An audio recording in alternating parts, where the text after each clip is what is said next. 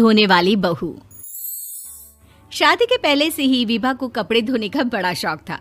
कभी नल के नीचे तो कभी तालाब के पास। अरे मेरी नीली वाली लुंगी नहीं दिख रही है। विभा की अम्मा, कहाँ रखी है लुंगी? अरे वो तो विभा ने परसों ही धोकर रखी थी आपकी अलमारी में, देखो वहीं होगी। वो ना मैंने आज धो दी, मुझे लगा कि गंदी हो गई होगी। अरे कैसे गंदी हो गई थी? उसे तो मैंने पहना भी नहीं। हे भगवान, इस लड़की के कपड़े धोने की आदत से परेशान हो गया हूँ मैं। जितना तो घर में राशन नहीं आता, उससे कहीं ज्यादा डिटर्जेंट पाउडर का खर्चा है। इसकी शादी करवा दो, शादी जाए अपने घर में ही करे काम, फिर चाहे घर के कपड़े धोने हो या पूरे गांव के। हाँ ठीक बोल रही हूँ, देखता हूँ मैं कोई लड़का। वो दिन भी आ जाता है जब विभा को देखने लड़के वाले आ जाते हैं। लड़की मुझे अच्छी लगी। होने वाली सास कहती है, बेटी अगर कुछ पूछना है तो पूछ लो। वैसे तो हमारी लड़की बहुत ही शर्मीली है, जो बोल दो वो मान लेती है, इसे क्या पूछना होगा। अरे कैसी बात कर रही हो माँ, मुझे इन लोगों के घर रहना है, सवाल तो कई है। हाँ हाँ बेटा, पूछ लो ना, क्या पूछना है। आप लोगों के घर कपड़े कौन धोता है? सास का मुंह बन जाता है। देखो, अगर तुम ये कहना चाहती हो कि तुम्हें कपड़े धोने नहीं आते तो सुन लो, कपड़े मैं ही धोती हूँ, लेकिन तुम्हारे आ जाने के बाद मैं रुमाल तक नहीं धोऊंगी। अरे चुप रहना भाग्यवान, बहू बेचारी घर आई नहीं, उसे डराना शुरू कर दिया। वो क्या है ना बिटिया, अभी तक तो ये कल्लू की माँ ही धोती थी, लेकिन अब तुम्हारे पापा तो दहेज में वॉशिंग मशीन देंगे ही।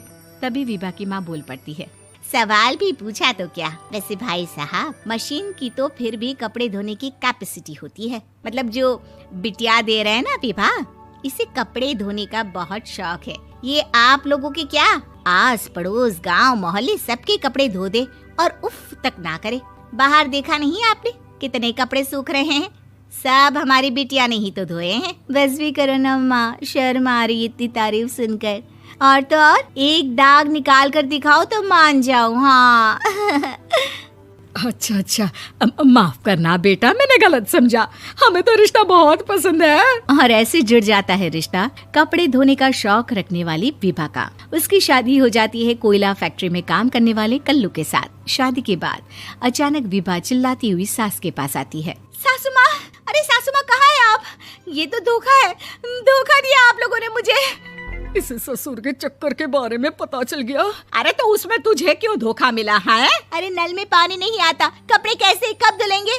अच्छा अच्छा, तू पानी नहीं आ रहा उसकी बात कर रही है। तो आपने क्या सोचा?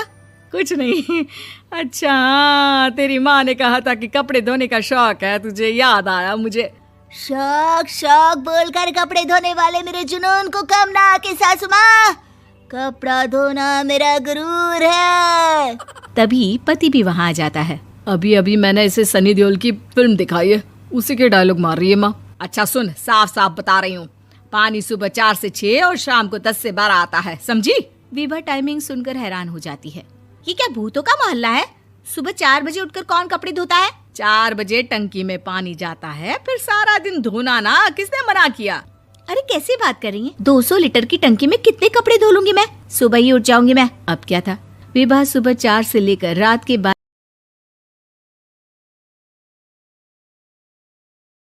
बजे तक कपड़े ही धोती रहती।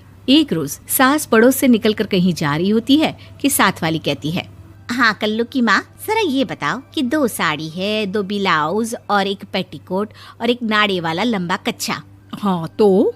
अरे तो क्या, कितना लोगी धुलाई ये बताओ। धोबन दिख रहे हैं हम क्या? हमारे पति सरकारी नौकरी से अभी अभी रिटायर हुए हैं और बेटा सुपरवाइजर है कोयला फैक्ट्री में। धोबन समझ रखा है हमें। हाय रे कल्लू की अम्मा, माफ कर दो, वो तो मोहल्ले में यही सब बता रहे थे कि तुमने बहू को कपड़ा धुलवाने के काम में लगा दिया है। सास को पड़ोसन की बात सुनकर गुस्सा आ जाता है। वो घर पहुंचती है जहां घर के बाहर ही इतने सारे कपड़े सूख रहे होते हैं जितने कि किसी धोबन के घर पर। अरे ओ कल्लू की दुल्हन, बाहर निकल।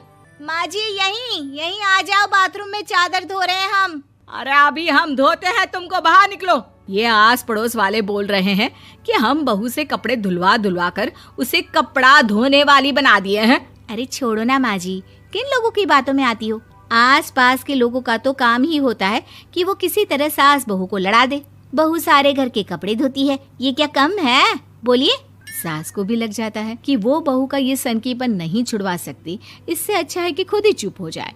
एक रोज सास और बहू मंदिर जाते हैं, जहाँ सास की साड़ी वहाँ खड़ी भीख मांगने वाली से मिलती है। माँ जी क्या बात है, आपकी साड़ी उस भिखारन से कितनी मिल रही है ना? हाँ हाँ देखो तो दोनों की साड़ी मिल रही है। क्या बात है कल्लू की अम्मा, तुम खुद को तो अफसर की बीवी बताती हो और ऐसी सिंपल सी प्लेन साड़ी पहनकर घूमती हो। सिंपल और प्लेन नहीं है ये साड़ी। तो क्या सोने के धागे से फूल बने हैं?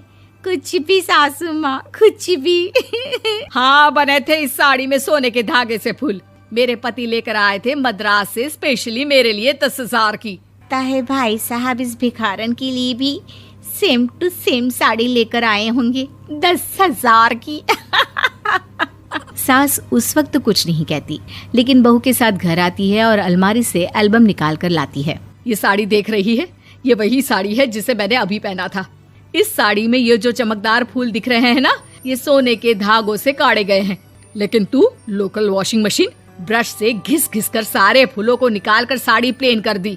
मुझे माफ कर दीजिए सासू माँ। और तो और, जब मैंने तुझे तेरी गलती के लिए कुछ नहीं कहा, लेकिन तूने तो सबके सामने मेरा मजाक ही बना दिया। क्यों? बहू को समझ में आ जाता है कि अब से उसका कपड़े धोना बंद।